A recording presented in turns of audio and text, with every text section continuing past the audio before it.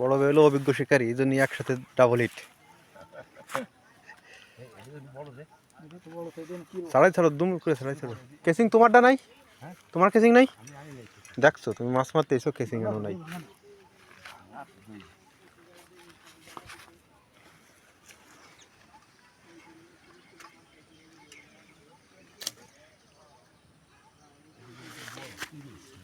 দেখানো দেখানো লাল মাছ, লাল মাছ, লাল মাছ। হ্যাঁ, আমেরিকান রুল আইল্যান্ডটি হতে পারে।